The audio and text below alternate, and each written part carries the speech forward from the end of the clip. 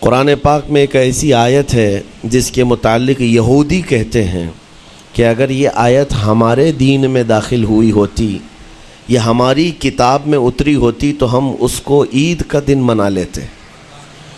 یہودی یہ کہتے ہیں اس آیت کا نزول اگر ہماری کتابوں میں ہوا ہوتا تو جس دن یہ آیت اتری اس دن کو ہم عید کا دن منا لیتے۔ وہ آیت کون سی ہے؟ وہی میں نے آج آپ کے سامنے تلاوت کی ہے۔ اللہ فرماتا ہے، یہ حجۃ الوداع کے موقع پر حضور صلی اللہ تعالیٰ علیہ وسلم کا آخری حج تھا آپ کی ظاہری زندگی کا۔ اس دن یہ آیت نازل ہوئی تھی اور حضور اکرم صلی اللہ تعالیٰ علیہ وسلم نے اپنا حج مکمل کر کے ارشاد بھی فرمایا تھا کہ آج کے بعد ہو سکتا ہے کہ میں اس جگہ پر تم سے دوبارہ ملاقات نہ کروں۔ اور وہ آخری حج کہا جاتا ہے اور آخری خطبہ بھی حضور کا خطبۃ الوداع جس کو کہتے ہیں مشہور ہے۔ اس وقت یہ آیت اتری تھی۔ آیت کا معنی پہلے سن لیں، ترجمہ۔ رب تعالیٰ فرماتا ہے الیوم اکملت لکم دینکم واتممت علیکم نعمتی، آج کے دن میں نے تمہارا دین مکمل کر دیا اور میری نعمتیں پوری اتار دیں۔ ورضیت لکم الاسلام دینا، اور تم کو اسلام دے کر میں راضی ہوا۔ یہ آیت ہے۔ کسی بھی دین کے بارے میں یہ دعویٰ نہیں ہے کہ وہ پورا کمپلیٹ ہے سوائے اسلام کے۔ پہلے جتنے دین آتے رہے بعد میں اور اس میں شوشہ تھا کہ آخری نبی آنے والے ہیں، شریعت پھر بدلے گی۔ موسیٰ علیہ السلام کا زمانہ آیا، ان کی شریعت تھی، پھر اس کے بعد زمانہ تبدیل ہوا، عیسیٰ علیہ السلام کا دور آیا، شریعت بدلی ہے۔ عقیدہ نہیں بدلتا، شریعت یہ لا کو کہتے ہیں، قانون، قوانین بدلے جاتے رہے۔ آدم علیہ السلام کی شریعت میں الگ قوانین تھے، نوح علیہ السلام کی شریعت میں قانون الگ تھے، بدلتی گئی شریعتیں، لیکن آ کر سٹاپ ہو گئی حضور پاک صلی اللہ علیہ وسلم کے اس دین پر۔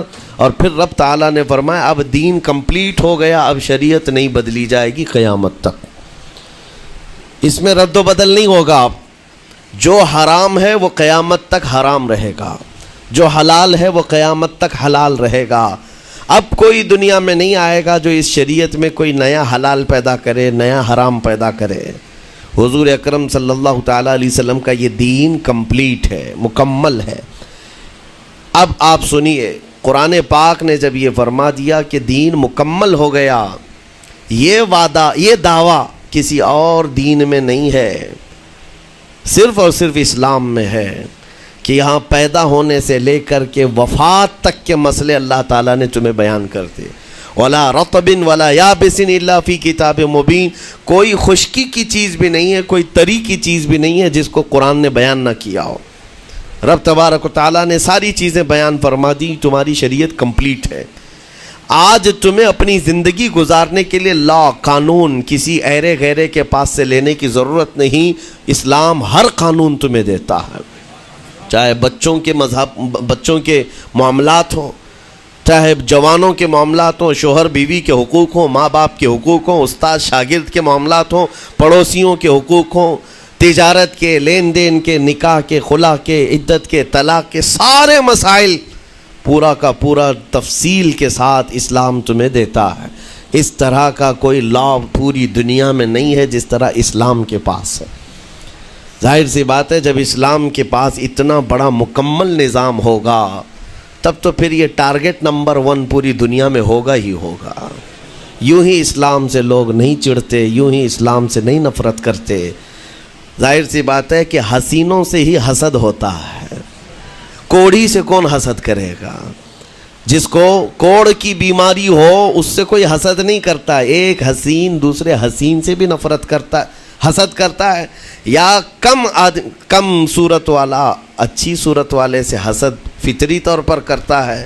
اسی لیے محاورہ کہا گیا ہے کہ حسینوں سے حسد ہوتا ہے، تو اسلام میں جو حسن ہے تو جتنے جلنے والے ہیں اتنے زیادہ حسد کرنے والے پیدا ہوتے ہی رہیں گے۔ اب آپ کے لیے یہ فخر کی بات ہے کہ دنیا جسے ٹارگٹ نمبر 1 کہتی ہے، جس سے چڑھتی ہے اور جلتی ہے، الحمدللہ رب تبارک و تعالیٰ نے وہ دین ہمیں عطا فرمایا۔ وہ اس لیے نہیں ہے کہ لوگوں کے چڑھنے کی وجہ سے میں فخر کر رہا ہوں، اس لیے کہ میرے دین کے علاوہ کوئی دین ایسا نہیں جو یہ دعویٰ کر سکے کہ ہم کمپلیٹ لا رکھتے ہیں، صرف اور صرف اسلام کے پاس ہے۔ میں یہاں کھڑے ہو کر کے یہ صرف الفاظ کی پھیکم پھاک نہیں کر رہا ہوں، چیلنج ہے یہ۔ پوری دنیا کے کسی بھی ریلیجن کے پاس وہ سارے مسائل نہیں مل پائیں گے جو دین اسلام کے پاس موجود ہیں۔ دین اسلام کے لیے اگر آپ کو میں بتا دوں کہ اس کا جو فقہ کا نظام ہے، مسئلے مسائل، جس کو اگر آپ پڑھنے کی کوشش بھی کریں زندگیاں بیت جائیں، صرف اور صرف ایک چیپٹر پر کتابیں لکھی ہوئی ہیں، صرف نکاح کے مسئلے کتابیں پوری ہیں، صرف طلاق کے مسئلے پوری کتابیں موجود ہیں۔ اتنا وستار کے ساتھ، اتنا تفصیل کے ساتھ کوئی دین نہیں پیش کرتا، صرف اور صرف اسلام ہے۔ یہ باتیں میں آپ کے سامنے کیوں رکھ رہا ہوں میرے عزیز ہو؟ تاکہ تمہیں یہ احساس ہو کہ اللہ نے کون سی نعمت تمہیں دی ہے۔ اسی آیت میں رب تعالیٰ فرماتا ہے وَأَتْمَمْتُ عَلَيْكُمْ نِعْمَتِي، میں نے اپنی پوری نعمت تمہیں دے دیا ہے، پوری نعمت تمہیں دے دیا ہے۔ احساس کرو کہ اسلام سے بڑھ کر نعمت کیا ملتی تمہیں، اسلام سے بڑھ کر کے کیا نعمت ہے، جس میں رب تبارک و تعالیٰ نے تمہیں اخلاق و کردار دیے ہیں، تعلیم کے لیے سارے۔ آپ کو ابھی اس زمانے میں پروپیگنڈے کے شکار ہو گئے کہ ہم جاہل قوم سے وابستہ ہیں، ہمارے ہاں جہالت زیادہ ہے، ہمارے ہاں بد کرداری زیادہ ہے۔ یہ عوام کو دیکھ کر کے لوگوں نے پروپیگنڈا بنایا، ورنہ تو ان کی حالت یہ تھی 18ویں صدی تک یورپ والوں کو روڈ بنانے کا طریقہ بھی نہیں معلوم تھا، اسلام نے سکھایا ہے۔ ان کو پارلیمنٹ میں بیٹھنے کا قانون نہیں معلوم تھا، اسلام نے قانون عطا کیے ہیں۔ ان کو عدالت چلانے کے معاملے معلوم نہیں تھے، اسلام نے پوری کتابیں پیش کی ہیں۔ اٹلی اور ڈنمارک جو آج یورپ کی کنٹریز میں شامل ہوتے ہیں، یہاں کے بادشاہوں کے بچے اسلامی علماء کے پاس اندلس میں پڑھنے کے لیے جاتے تھے، عیسائیوں کے، دوسروں کے، انگریزوں کے بچے، اور جب پڑھ کر کے آتے تھے اٹلی اور ڈنمارک میں واپس تو پورے لوگ ان کو دیکھنے کے لیے بھیڑ لگاتے کہ یہ علماء اسلام سے پڑھ کر کے آ رہے ہیں۔ دنیا کو قلم پکڑنا سکھایا ہے اسلام نے۔ آپ کو ابھی میں اس موضوع پر نہیں بات کر رہا ہوں جو اسلام نے پوری دنیا کو دیا ہے۔ آج یہ جو گھڑی دیکھتے ہیں نا ہر جگہ پوری دنیا کا ٹائم، سب سے پہلے مسلم علماء نے اس کو ایجاد کیا ہے۔ دنیا کو ٹائم دیکھنے کا طریقہ اسلام نے سکھایا ہے۔ آپ کو ایک دو نہیں، آج پوری دنیا میں میڈیکل سرجری جو بھی ہوتی ہے، آپ کو پتہ ہے چیر پھاڑ کرنا ہر جگہ ضروری ہو گیا ہے، آپریشن تھیٹر، ساری دنیا جو سرجری کرتی ہے اس کے بیسک قانون بو علی سینا اسلامی عالم کے لکھے ہوئے ہیں۔ آج بھی امریکہ کی یونیورسٹی میں یہ کتاب داخل ہے، کیلیفورنیا میں۔ اس اسلامی علماء نے جو پوری دنیا کو دیا ہے وہ ایک الگ ٹاپک ہے۔ وہ اس کی ترقی اور عروج کا وقت تھا۔ اسپین میں کیمسٹری میں سب سے پہلے ایجاد کرنے والے علماء موجود ہیں، جابر بن حیان ہیں، جو الجبرا پوری دنیا کو دیا ہے۔ آج ہر یونیورسٹی، ہر کالج میں الجبرا کا سبجیکٹ ہوتا ہے۔ کس نے لکھا ہے؟ دنیا کو چلنے کا سلیقہ اسلام نے سکھایا ہے، بولنے کا طریقہ اسلام نے سکھایا ہے۔ سیاست کے معاملات آپ کو پتہ ہے، پہلے کے دور کی سیاست یہ تھی جو بادشاہ بن گیا اس کا راج ہے، اس کا قانون ہے، اور رات کو خواب میں کوئی چیز دیکھے تو صبح قانون بنا دے گا۔ بادشاہوں کا مزاج ہے، خواب میں کوئی چیز نظر آ گئی صبح وہ قانون بن گئی۔ تو یہ تو سلسلہ چلتا تھا پوری دنیا میں، اور آج بھی دنیا اس بات کی قرضدار ہے کہ حقیقت میں سیاست کسی نے سکھائی ہے تو وہ عمر ابن خطاب کی سیاست ہے، صدیق اکبر کی سیاست ہے۔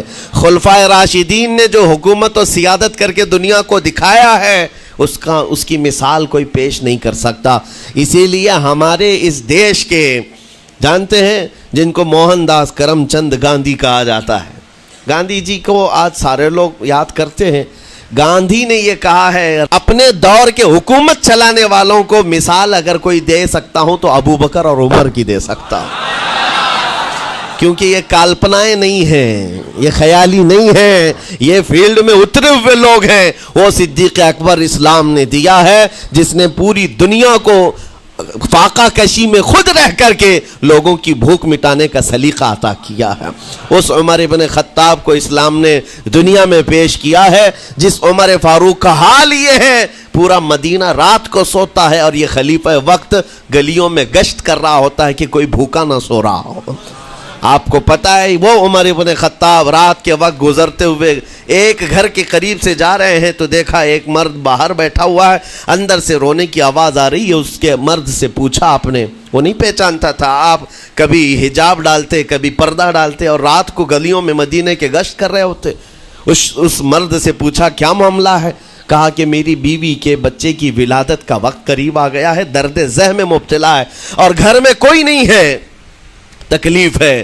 جانتے ہو حضرت عمر فاروق رضی اللہ تعالیٰ عنہ اپنے گھر سے اپنی بیوی کو, اپنی بیٹی کو, اپنی بہو کو بلوایا اور کہا جاؤ یہاں پر گھر میں بچے کی ولادت ہونے والی ہے, اس کی تیمارداری کر. صبح تک خلیفۃ المسلمین کے گھر کی عورتیں ایک غریب کے گھر کی عورت کی تیمارداری کر رہی ہیں. جب بچے کے ولادت کی آواز آئی, سب سے پہلے مبارکبادی دینے والے عمر ابن خطاب ہیں. اس سے کہتے بھائی تمہیں مبارک ہو, اللہ نے بیٹا عطا فرمایا. وہ خوش و خرم ہے کہ میرا کوئی رشتہ دار نہیں ہے, اجنبی رات کو آیا ہے اور مجھے مبارکبادی بھی دیا, میرے گھر کے سارے کام کاج بھی اٹھا لیا اور اپنی پیٹھ پر گھر سے بوریا لا کر کے آٹے اور راشن کا اس گھر میں پہنچایا اور کہا خوش و خرم رہو, اللہ نے تمہارے گھر میں برکت دی ہے. صبح اٹھ کر کے وہ لوگوں کو بتا رہا ہے اللہ نے رات کو ایک عجیب فرشتہ بھیجا, میرے گھر میں اکیلی عورت تھی, درد ذہ میں مبتلا تھی, 3 عورتیں بھی آئی اور ایک مرد بھی آیا, رات بھر میرے ساتھ بیٹھا رہا, مجھے کھلایا پلایا بھی, میرے گھر کی تیمارداری بھی کر کے گیا. لوگوں نے کہا جانتے ہو کون تھا وہ؟ عمر ابن خطاب امیر المومنین تھے. دنیا کو یہ سیاست کا سلیقہ دینے والا اسلام کا وہ عظیم سپہ سالار ہے. آج بھی آپ کو میں بتاؤں اٹلی میں اور ڈنمارک میں اور کچھ کنٹریز میں ایک دن منانے کا پرستاؤ پیش کیا جا رہا ہے. یہ نہیں کہہ رہا ہوں ریچرڈ کا یا ریمانڈ کا, کوئی جو بڑے بڑے ان کے سپہ سالار ہیں ان کا ایک دن منایا جائے گا جن کو مطلب کوئی بہت بڑا نوبل پرائز ملا ہو. میں یورپین کنٹریز کی بات کر رہا ہوں جہاں وہ اپنے بادشاہوں کے پیدائش کا دن یا ان کے کسی اینیورسری کو منانے کا پرستاؤ نہیں پیش کر رہے ہیں, بلکہ یورپ کی یہ 2 کنٹریاں ہیں جو یہ پرستاؤ پیش کر رہی ہیں کہ سال میں ایک دن ایسا منایا جائے جس کا نام صلاح الدین ایوبی ڈے ہونا چاہیے. یہ ہم نہیں کہہ رہے ہیں, دنیا آج بھی اس بات کو تسلیم کرتی ہے, صلاح الدین جیسا جرنیل دیکھا نہیں ہے. عزیزان گرامی وقار, یہ چند مثالیں میں آپ کے سامنے رکھا اور اس کے بعد پھر میں تمہیں جھنجھوڑ کر پوچھتا ہوں, اپنے دل پر ہاتھ رکھ کر کے بتاؤ اسلام سے اچھا کوئی راستہ ہے؟ قرآن یہی کہتا ہے وَمَن يَبْتَغِ غَيْرَ الْإِسْلَامِ دِينًا فَلَن يُقْبَلَ مِنْهُ, جو اسلام کے علاوہ دوسرا راستہ لے کر کے آئے گا قیامت کے دن اس کا کوئی قبول نہیں کیا جائے گا, نہیں قبول کیا جائے گا, بلکہ وہ سب سے بڑے گھاٹے میں ہوگا, آخرت کے دن خسارہ اٹھانے والوں میں ہوگا. آج تمہارے پاس وہ عقل سلیم اللہ تعالیٰ نے دیا جس کو تھوڑی بہت شدھ بدھ ہونا, عقل کا استعمال کرتا ہو, وہ بھی اسلام کے متعلق سوچے گا کہ میرے دین میں اتنی اچھائیاں ہیں, آج تک رب تعالیٰ نے مجھے یہ پیشانی کسی کے سامنے جھکنے نہیں دیا. کہیں جھکاتے ہو؟ ارے کھانا کھاتے ہیں, کھانا تو روزانہ ضروری ہے, اور رزق کے معاملے میں تو لوگ ایسے, دنیا کہتی ہے پیٹ پوجا, ہم پیٹ پوجا نہیں کہتے. کھانے کے لیے بعض لوگ کہتے ہیں نا پہلے پیٹ پوجا ہو جائے, پوجا کا لفظ ہی ہم استعمال نہیں کرتے. کھانا برتن میں رکھا ہوا ہے, آپ کے گھر میں کھانا لا کر کے دیا جاتا ہے, تو کیا آپ سر جھکا کر چاٹ کے کھاتے ہیں یا لقمے اٹھا کر ہاتھ سے کھاتے ہیں؟ ہاتھ سے کھاتے ہیں. باقی جانوروں کو دیکھو, بکری کھاتی ہے منہ جھکا کر کھاتی ہے, بیل بھینس وغیرہ سب سر جھکا کر کے کھاتے ہیں, رزق کو چاٹ کے کھاتے ہیں, ان کا سر جھک جاتا ہے. لیکن تمہارے سر کو رب نے اتنا محترم رکھا کہ روز جو تمہیں رزق کی ضرورت ہے اس کے سامنے بھی مت جھکاؤ. سر جھکانا ہے تو رزق کے سامنے نہیں, رزاق کے سامنے جھکایا جائے. تمہاری پیشانی کو محترم رکھا گیا ہے کہ تم جھکو گے تو کس کے سامنے؟ صرف رزاق جو ہمارا پالن ہار حقیقی ہے. اور حد تو یہ ہے میرے عزیزو, یہ دنیا کی واحد قوم ہے, یہ واحد مذہب ایسا ہے, یہودی ہوں, عیسائی ہوں, ہندو ہوں, کوئی بھی ریلیجن آپ لے کر کے آئیں, جس کو وہ بہت زیادہ مانتے ہیں یا جس کو گاڈ کہتے ہیں یا جس کو بھگوان کہتے ہیں, ان کی صورت بھی ہوگی, مورت بھی ہوگی, اور سامنے دیکھتے ہیں اور جھکتے ہیں, عبادت کرتے ہیں. لیکن تنہا مسلمان ایسے ہیں, کروڑوں مسجدیں ہوں گی, کہیں خدا کی کوئی تصویر دیکھا ہے؟ کہیں مسجدوں میں خدا کا کوئی مورت یا صورت بنائی ہوئی دیکھا ہے؟ نہیں ہے. یہ واحد قوم ہے جو بن دیکھے مولا کی بارگاہ میں سجدے میں جھک جاتی ہے. صرف بات اتنی ہے کہ ان کو یہ کہنا پڑے گا. اگر میں کہوں میرے نام پر آ جاؤ جھک جاؤ، نہیں، کوئی نہیں جھکائے گا. ہاں یہ کہنا پڑے گا امام کو بھی، اللہ اکبر، اللہ سب سے بڑا ہے. پھر کوئی پیچھے کھڑا ہوا یہ نہیں پوچھتا کہ کس نے کہا، کون پکار رہا ہے. پیشانی لے جا کر زمین پر لگا دیتے. کیوں؟ ہماری پیشانی خالص اللہ کے لیے ہے. میرے عزیزوں، یہ وہ پرائیورٹیز ہیں اور یہ اسپیشلٹی ہے آپ کے اس کمیونٹی کی جس کو مجھے آپ کے سامنے رکھنا ہے. اتنی سارے اچھے گلشن کو چھوڑ کر اگر کوئی بربادی کی طرف جائے تو پھر سوائے بدنصیبی کے کیا ہے اس کے پاس؟ جس کو اللہ تبارک و تعالیٰ وعدے کیا ہو کہ تم اپنی جان اور اپنے مال کے بدلے مجھ سے جنت خرید لو، جہاں پر سارے اخلاق و کردار اور دنیا کی سب سے اعلیٰ اخلاق تمہیں سکھانے کے دعوے کیے گئے ہوں، وہ چھوڑ کر کے اگر دنیا کہیں اور جائے تو پھر تمہاری یہ ہرما نصیبی ہے. ایک بات میں آپ کو بتاؤں، سکسیس کس کو کہتے ہیں؟ کامیابی. اور ہر کوئی یہ کہتا ہے کہ مجھے سکسیس کی طرف سفر کرنا ہے. 10ویں پاس نوجوان کو بھی پوچھیں کہ کوئی بھی کورس کر رہا ہے، آگے جا رہا ہے، کیوں جا رہا ہے؟ کچھ سکسیسفل لائف گزارنا ہے، کامیاب زندگی گزارنا ہے. اس کے لیے دروازے کھٹکھٹا رہا ہے. تمہیں پتہ ہے ان مسجدوں کے میناروں سے جو آواز گونجتی ہے اذان کی، اس میں ایک لفظ آتا ہے. سارے لفظ تو آپ کو یاد ہوں گے. اللہ اکبر بھی کہا جاتا ہے، اشہد ان لا الہ الا اللہ بھی، اشہد ان محمد رسول اللہ بھی ہے. اس کے بعد ایک لفظ پکارتا ہے مؤذن، حی علی الصلاۃ. حی علی الصلاۃ کا مطلب ہوتا ہے آؤ نماز کی طرف، آؤ نماز کی طرف. اس کے بعد ایک اور لفظ پکارتا ہے حی علی الفلاح، جس کا معنی معلوم ہے آپ کو؟ مؤذن یہ کہتا ہے آؤ کامیابی کی طرف، آؤ کامیابی کی طرف. ٹوٹل یہ دن میں 10 بار مؤذن پکارتا ہے. فجر میں 2 بار، ظہر میں 2 بار، عصر میں 2 بار، مغرب میں 2 بار، عشاء میں 2 بار. کتنی مرتبہ پکارا؟ 10 بار پکارا تمہیں، آؤ کامیابی کی طرف. لیکن ایک بات یاد رکھو، یہ پکارنے والے مؤذن کی حالت مت دیکھو کہ یہ پکار رہا ہے، بلکہ یہ رحمان کی صدا ہے، یہ اللہ کی صدا ہے جو تمہیں بلا رہا ہے. یہ تو اپنی آواز اور اپنے الفاظ سے ترجمانی کر رہا ہے اور تمہیں اللہ کی صدا تمہارے تک منتقل کر رہا ہے. لیکن حقیقت میں بلانے والا کون ہے؟ اللہ ہے. مسجدوں میں بلانے والا کون ہے؟ اللہ ہے. اللہ کی صدا پر آپ آ رہے ہو. اب سوچو، جو رحمان تمہیں 10 مرتبہ دن میں یہ بات پہنچا رہا، آؤ کامیابی کی طرف، آؤ کامیابی کی طرف، تم اس چیز کو چھوڑ کر کے کامیابی ان لوگوں کے سامنے ڈھونڈنے نکلے جن کو پیشاب کرنے کا سلیقہ نہیں معلوم، جن کو کھانے پینے کے طور طریقے نہیں معلوم. ان لوگوں کے پاس ہمارے بچے اگر کامیابی ڈھونڈیں گے تو بات یہی ہے، ٹوپی کو سر پر پہنو تو اچھا لگے گا، لیکن دوسری جگہ پہننے لگے تو بیوقوف کہیں گے، ظلم کر رہے ہو ٹوپی کے ساتھ. اسی طرح میں کہتا ہوں مسلمان کو اللہ کی بارگاہ میں آ جانا سب سے بڑی کامیابی ہے. اور اگر دوسروں کے ہاں در در بھٹکتا ہے تو گویا کہ اس نے اپنی حیثیت کو ہی گرا دیا ہے. اسی لیے اقبال نے کیا کہا تھا، بہت اچھی بات، کہ وہ ایک سجدہ جسے تو گراں سمجھتا ہے. گراں کا مطلب کیا؟ بھاری. ایک سجدہ کرنے میں تو بھاری پن محسوس کرتا ہے. وہ ایک سجدہ جسے تو گراں سمجھتا ہے، ارے 1000 سجدوں سے دیتا ہے آدمی کو نجات.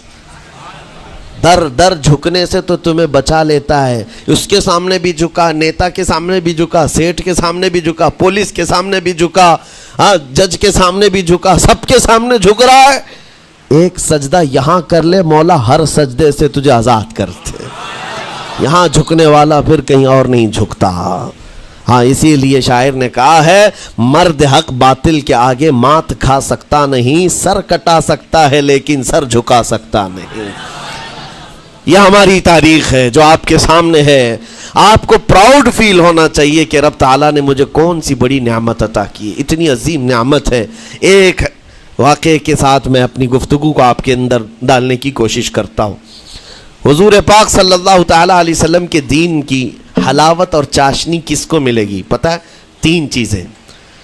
جو ایمان کی لذت جس کو ملتی ہے وہ پھر دوسری جگہ نہیں منہ مارتا، ادھر ادھر نہیں دیکھتا کہ کہاں کامیابی ہے، کہاں سکسیسفل ہے، بلکہ جس کو ایمان کی لذت ملی ہے وہ یہ سوچتا ہے کامیابی میرے نبی کے قدموں میں ہے، مجھے جو ملنا ہے وہ یہیں سے ملنا ہے۔ بریلی کے امام کہتے تھے یا رسول اللہ خلق کے حاکم ہو تم، رزق کے قاسم ہو تم، جو ملا تم سے ملا تم پہ کروڑوں درود، اور تم ہو حفیظ و مغیث یا رسول اللہ، تم ہو حفیظ و مغیث، کیا ہے وہ دشمن خبیث، تم ہو تو پھر خوف کیا، تم پہ کروڑوں درود۔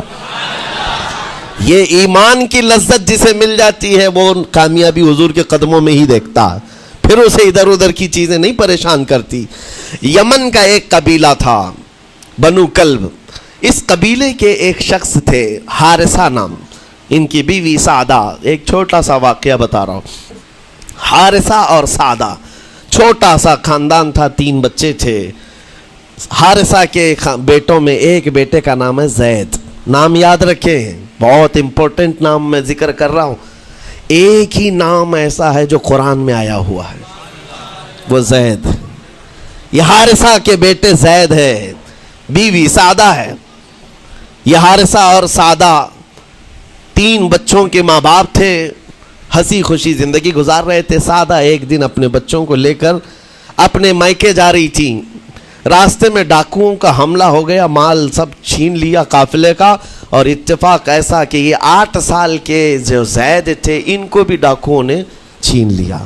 ایک ماں سے اس کا 8 سالہ بڑا بیٹا چھین لیا جائے تو ماں کی کیفیت کیا ہوتی، اس قدر درد میں تھی ماں۔ جان تو بچ گئی، 2 بچے بھی بچ گئے، لیکن بڑا بیٹا میرے ہاتھ سے چلا گیا۔ مارے مارے صحراؤں میں گھومتی تھی، پکارتی تھی میرا زید میرا زید میرا زید میرا زید۔ ڈاکوؤں نے زید کو کیا کیا، عکاظ کا ایک میلہ لگتا تھا، اس وقت یہ غلامی کا دور تھا، لوگ انسانوں کو پکڑتے اور بیچ دیتے تھے، وہاں لا کر کے انہوں نے زید کو بیچ دیا، غلام کی حیثیت سے بیچ دیا۔ آگے میں بتاتا ہوں۔ یہاں سعدہ کا حال بے حال تھا، واپس گھر آئی تو باپ اپنے شوہر سے کہا، اور شوہر کا حال تو ایسا تھا کہ وہ زید کو اپنے آنکھوں کا نور، اپنے آنکھوں کا سرور سمجھتا، اور اس قدر پیار و محبت والا باپ مارے مارے گھومتا رہا گلیوں میں، اور ان کا لکھا ہوا ایک اشعار کا منظوم ترانہ ہے جو اپنے بیٹے کی جدائی میں لکھا۔ اپنے تو اپنے دشمن بھی وہ ترانہ سنتے تو رو پڑتے تھے، ایک باپ کا درد اپنے بیٹے کی جدائی میں، بہت روتے تھے، بہت۔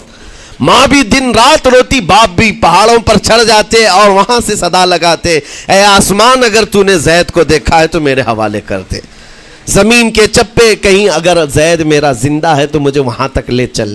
یہ اشعار میں گنگناتے تھے، روتے تھے۔ اور زید کا کیا ہوا، عکاظ کے میلے میں بیچ دیا گیا۔ خریدا کون؟ حکیم بن حزام، جو حضرت خدیجہ رضی اللہ تعالیٰ عنہ کے بھائی لگتے تھے۔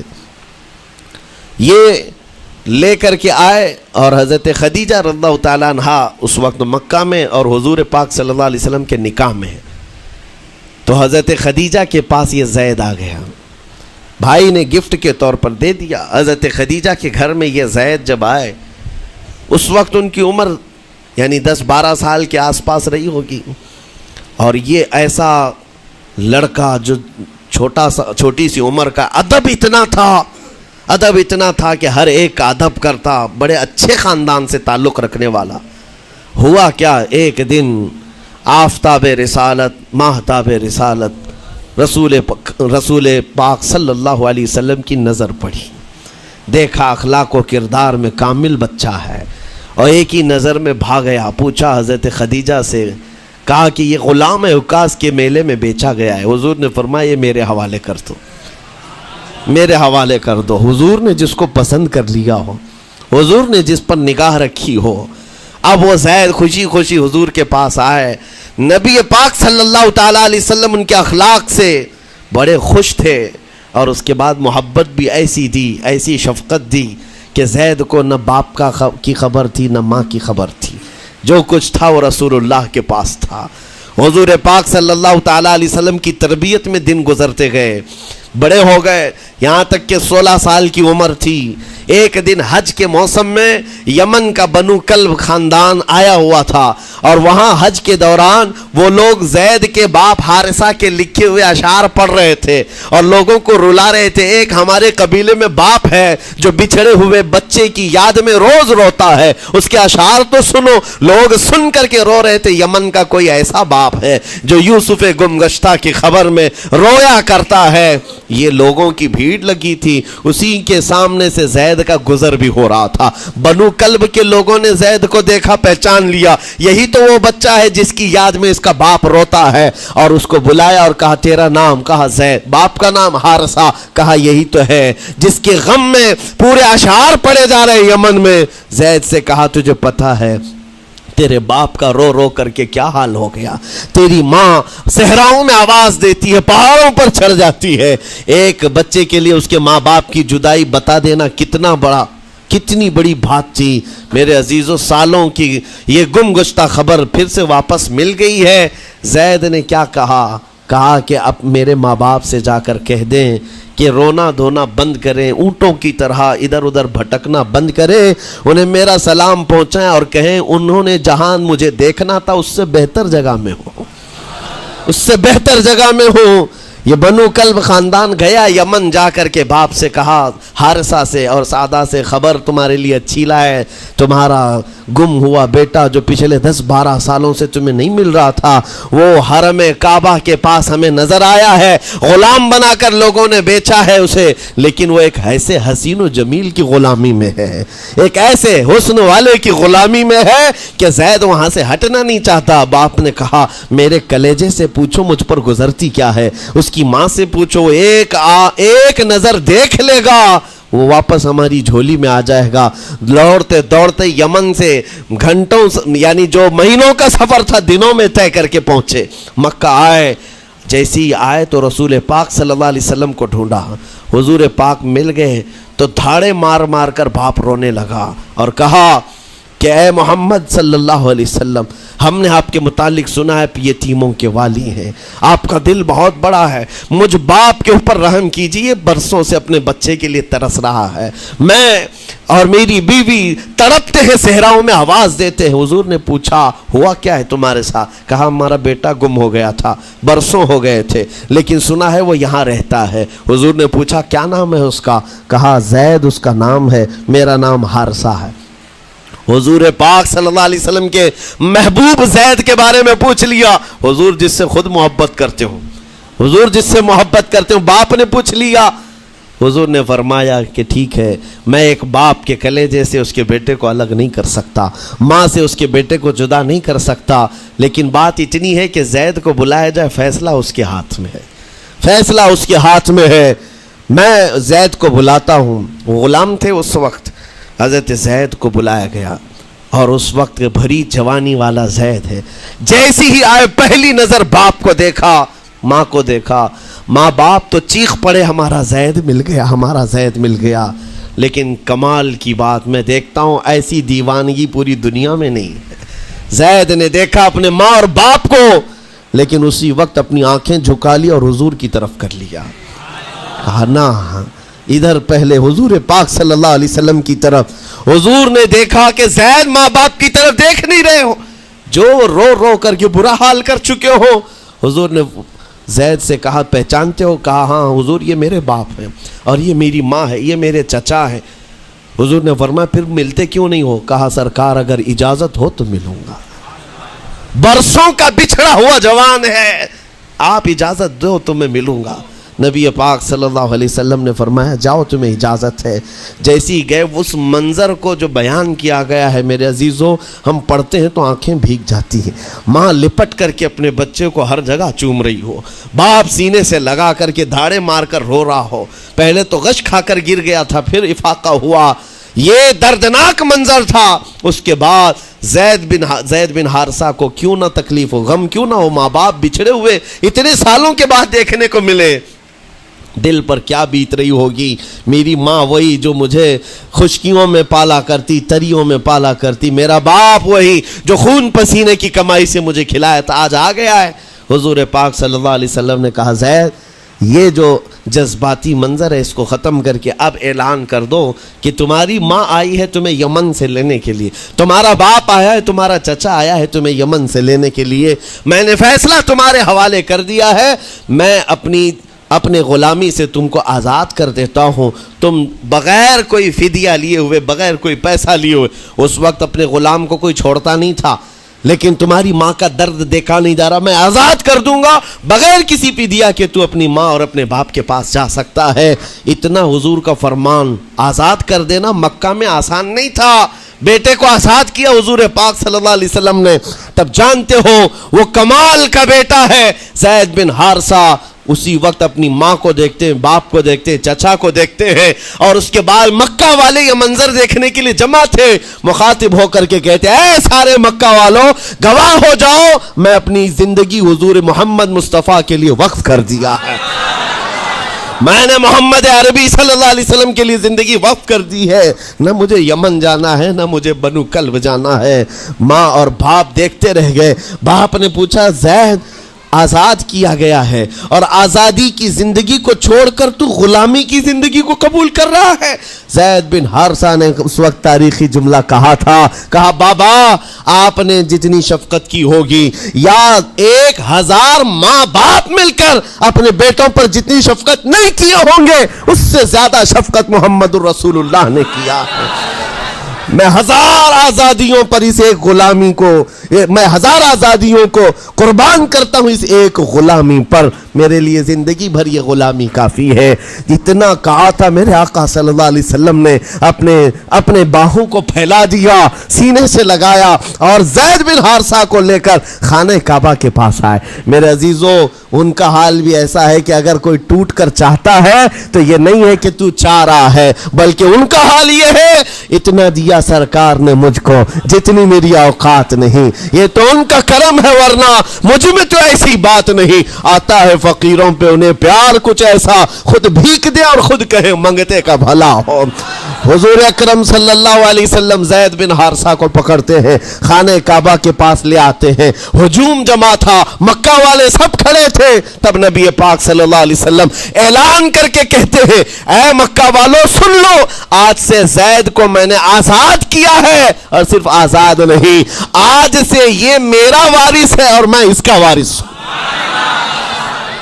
یہ میرا بیٹا ہے۔ حضور نے تنہا ایک ہی صحابی کے لیے کہا یہ میرا بیٹا ہے، اور اس کے بعد زید بن حارثہ کو لوگ جو مکہ میں پکارتے تھے زید بن محمد کہتے تھے، محمد کا بیٹا زید، رسول پاک صلی اللہ علیہ وسلم کے بیٹا ہونے کا شرف پایا ہے۔ میرے عزیزو یہ جنہوں نے حضور صلی اللہ تعالیٰ علیہ وسلم کے دربار کا ایک بار مزہ چکھ لیا تو وہ پھر یوں ہی کہتا ہے پھر کے گلی گلی تباہ، ٹھوکریں سب کی کھائی کیوں، دل کو جو عقل دے خدا تیری گلی سے جائے کیوں۔ حضور پاک کی گلی میں جو ایک بار مزہ لے لے وہ پھر دنیا کی ٹھوکریں نہیں کھاتا۔ اسی لیے آج تم سب کے لیے میرے عزیزو ایک ہی فرمان میرے آقا صلی اللہ تعالیٰ علیہ وسلم کا سنا کر رخصت ہوتا ہوں۔ ایمان کی حلاوت اس کو ملتی ہے جو اپنی زندگی میں سب سے زیادہ اللہ اور اس کے رسول سے محبت کرتا ہے، اللہ اس کے رسول سے محبت کرتا ہے، اور دوسری چیز یہ بھی ہے کفر میں جانے کو ایسا ناپسند کرتا ہو جیسے آگ میں ہاتھ ڈالنے کو ناپسند کرتا ہے۔ کفار و مشرکین کے میلے آج لگ رہے ہوں گے لیکن تمہارا امتحان ہوگا، 31 نائٹ آنے والی ہے، یہ آزمائش کی رات ہے، لوگوں کو دیکھا جائے گا کہ تم کون سی عیاشیوں میں جاؤ گے، تم اس رات کو کیا دنیا داروں کو دیکھ کر ان کے پیچھے بھاگ جاؤ گے۔ ایک بات یاد رکھو، شیروں کو جس کام کے لیے پیدا کیا گیا اسی کام پہ رہنا چاہیے، اور شیر اگر اپنا کام بھول جاتا ہے تو کتے اس کے اوپر لگ جاتے ہیں۔ تمہارا کام کتوں کی طرح بھونکنا نہیں ہے، تمہارا کام شیروں کی طرح دہاڑنا ہے۔ میرے عزیز محمد عربی صلی اللہ علیہ وسلم کے وہ شیر جو گٹر اور نالی کے لیے نہیں پیدا کیے گئے، اعلیٰ اخلاق و کردار کے لیے پیدا کیے۔ تم امت محمدیہ خیر امت ہو، شراب پینے کے لیے نہیں، جوا کھیلنے کے لیے نہیں، تاش کے پتوں پر مال اڑانے کے لیے نہیں، غلط نگاہوں کو پھیلانے کے لیے نہیں، آوارہ گردی کے لیے نہیں پیدا کیے گئے، تمہاری نسبت رسول اللہ سے ہے۔ اتنی بات یاد رکھو، اللہ نے مجھے خیر امت کہا ہے، میری آنکھیں اٹھ رہی ہیں تو فرشتے بھی دیکھ رہے ہیں، رب تعالیٰ دیکھ رہا ہے، میرے چلنے پھرنے کو رب تبارک و تعالیٰ اس کے علم سے کوئی ایک ادا بھی میری بے خبر نہیں ہے، غافل نہیں ہے۔ اس لیے عزیزان گرامی اوقات تمہارے اس آنے والے نئے سال کی کیسے آپ اوپننگ کرتے ہو، کیسے اس کی ابتدا کرتے ہو، یہ تمہارے ہاتھ میں ہے۔ گناہوں کی لذت کے ساتھ اپنی زندگی کا ایک نیا سال شروع کر رہے ہو، یا پھر رب تبارک و تعالیٰ کی تسبیح و تہلیل اور مصطفیٰ کریم کے قدموں میں درود بھیج کر اپنے نئے سال کی ابتدا کرتے ہو۔ میں تو یہ اعلان کرتا ہوں، اگر میرا یہ میسج سب تک پہنچ جائے کہ ہم نے بہت ساری عیدیں منائی ہیں، بہت ساری محفلیں منائی ہیں، ہم عید میلاد النبی کے نام پر جلسے جلوس سب کرتے ہیں، ہم 11ویں کے نام پر غوث پاک کے جلسے سجاتے ہیں، اعلیٰ حضرت کے نام پر، غریب نواز کے نام پر جلسے کرتے ہیں، لیکن دنیا ایک عید مناتی ہے ہیپی نیو ایئر کی، 31st نائٹ کی۔ میرے عزیزوں، ہم نوجوانوں سے کہتے ہیں اس عید کو دنیا کی عید ہے، اس کو بدل کر کے ہم ناموس رسالت کے لیے وقف کیوں نہ کرتے ہیں؟ ہم بھی اپنی مسجدوں میں رات کو آ جائیں، ساری مسجدیں یہ سال کے اختتام کے وقت کھل جائیں عشاء کے بعد، اور ہر مسجد اس بات کا خیال کرے کہ ہمارا وہ نوجوان آج کہیں عیاشی پر نہ جائے، اپنے سال کی اختتام اور ابتدا ہو رہی ہو۔ یہ ہم کو پتہ نہیں، ابھی تو ہم بیٹھے ہیں، اگلے سال تک ہم رہیں گے کہ نہیں رہیں معلوم نہیں، یہ تو دسمبر کا لاسٹ چل رہا ہے، لیکن یہ ہمیں پتہ نہیں 1 جنوری دیکھ سکتے ہیں کہ نہیں دیکھ سکتے، ہم میں سے کسی کو علم نہیں ہے۔ لیکن اس کے باوجود اگر اللہ تعالیٰ نے دے دیا آپ کو اس سال کا آخری، توبہ کرنا چاہیے۔ اے رب ذوالجلال، یہ پورا سال میرا جو بدکاریاں ہوئی ہیں، مجھ سے جو خرابیاں ہوئی ہیں، مجھ سے جو گناہ ہوئے ہیں، معاف کر دے۔ تو ایک نیا سال میری زندگی میں کھول رہا ہے، مولا پچھلے سال جو مجھ سے گناہ ہوئے، اس سال وہ گناہ نہ ہو۔ میں تیرے دربار میں پناہ مانگتا ہوں، تیرے دربار کی پناہ مانگتا ہوں ان تمام شیاطین کے شر و فساد سے جنہوں نے مجھے بدکار بنانے کی کوششیں کی ہیں۔ اگر اس رات تمہاری دعا قبول ہو گئی تو انشاءاللہ 2024 ہمارا ہے۔ لوگ آج بہت ساری بھوشمانیاں کر رہے ہیں، 2024 ان کا ہے، ان کا ہے۔ میں کہتا ہوں غلامان مصطفیٰ کا ہے۔ ہاں، سال کی ابتدا اگر حضور پاک کے نام سے کرو، درودوں کی خیرات اور درودوں کی ڈالیاں نچھاور کرو نبی کریم صلی اللہ تعالیٰ علیہ وسلم کی بارگاہ میں، اور اللہ سے مدد مانگو کہ مولا اس سال کی ابتدا ہم تیرے نام سے شروع کر رہے ہیں۔ انشاءاللہ یقین ہے میرے عزیزوں، جو دروازے بند ہیں وہ کھلیں گے ضرور، اور جو آفتیں آئی ہیں وہ ٹلیں گی ضرور۔ بس بات صرف اتنی ہے، قرآن بھی کہتا ہے، جس کی ترجمانی اقبال کرتا ہے کہ محمد سے وفا نے تو ہم تیرے ہیں، یہ جہاں چیز ہے کیا اے لوح و قلم تیرے ہیں۔ اللہ کریم کہنے سننے سے زیادہ عمل کی توفیق عطا فرمائے۔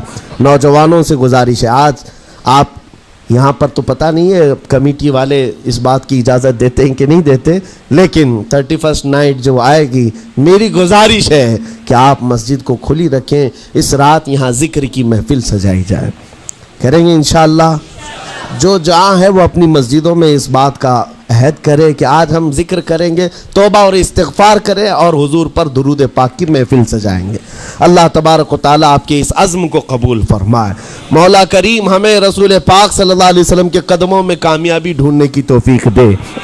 مولا کریم بس اتنی دعا ہے کہ ہماری زندگی جب تک رہے تیرے نبی کے وفاداروں میں شمار فرما، اور بارگاہ مصطفیٰ میں یہ عریضہ ہے، یا رسول اللہ تیرے ٹکڑوں پہ پلے، غیر کی ٹھوکر پہ نہ ڈال، جھڑکیاں کھائیں کہاں چھوڑ کے صدقہ تیرا، تو جو چاہے تو میل میرے دل کے دھلے، کہ خدا دل نہیں کرتا کبھی میلا تیرا، گندے نکمے کمی مہنگے ہیں کوڑی کے 3، کون ہمیں پالتا تم پہ کروڑوں ضرور، بے ہنر و بے تمیز کس کو ہوئے ہیں عزیز، ایک تمہارے سوا تم پہ کروڑوں درود، تم ہو عفو و غفور، تم ہو عفو و غفور، بخش دو جرم و خطا تم پہ کروڑوں درود، کر کے تمہارے گناہ مانگے تمہاری پناہ، تم کہو دامن میں آ تم پہ کروڑوں درود۔ یا رسول اللہ دل بے چین ہے، بے قرار ہے، گناہ جب زیادہ ہوتے ہیں تو دلوں میں گھبراہٹ زیادہ ہوتی ہے، اور ان دلوں کی گھبراہٹ کا علاج ڈاکٹروں کی گولیوں اور انجیکشن سے نہیں ہے، ان دلوں کا قرار صرف اتنا ہے، یا رسول اللہ دل کرو ٹھنڈا میرا۔ وہ کفے پا چاند سا سینے پہ رکھ دو ذرا تم پہ کروڑوں درود. وآخر دعوانا الحمدللہ رب العالمین. السلام.